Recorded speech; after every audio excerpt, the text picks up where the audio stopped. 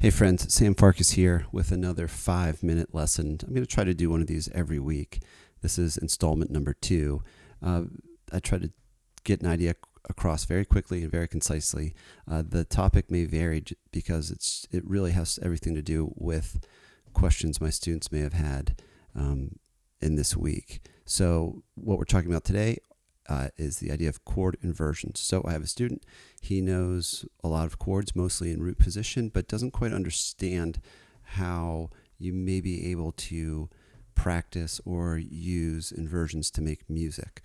So we created a simple exercise for him to check out. So the first thing we need to do is know all of our chords in a key. Let's use the key of C major. Here they are. C major 7, D minor 7, E minor 7, F major 7, G 7, dominant 7, right?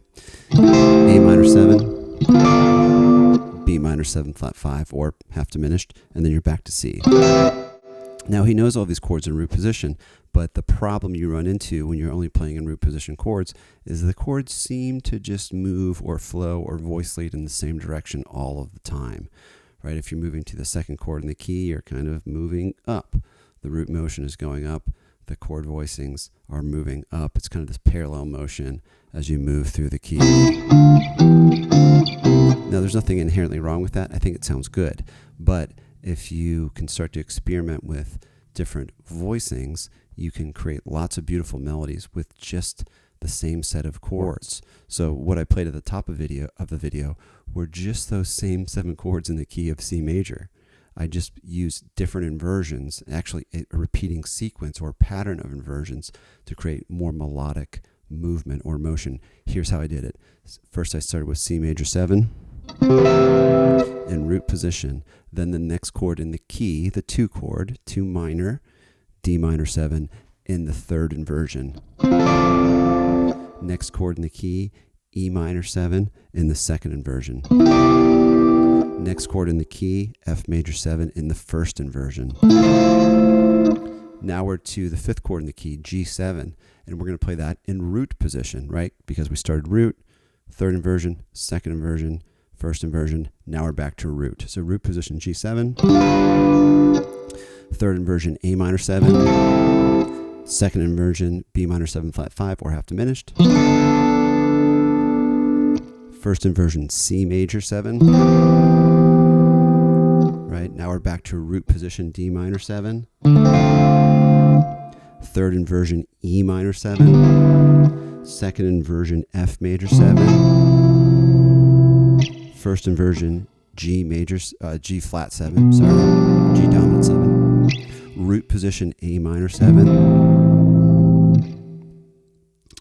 3rd inversion B minor 7 flat 5.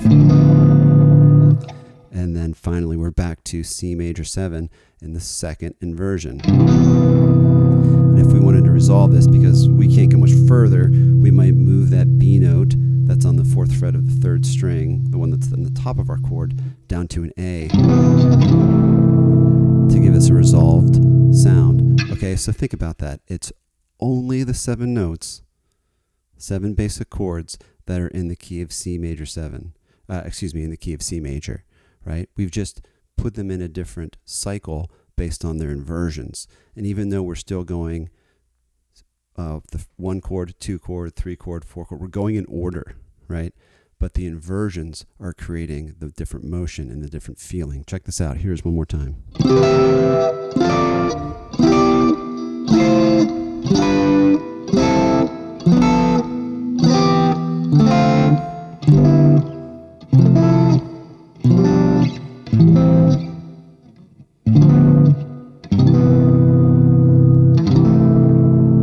Okay, experiment with your chord inversions.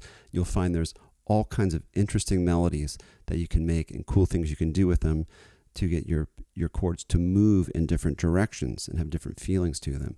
So root voicings are awesome. That's cool. But start experimenting with these different inversions to create different sounds. All right, see you next time.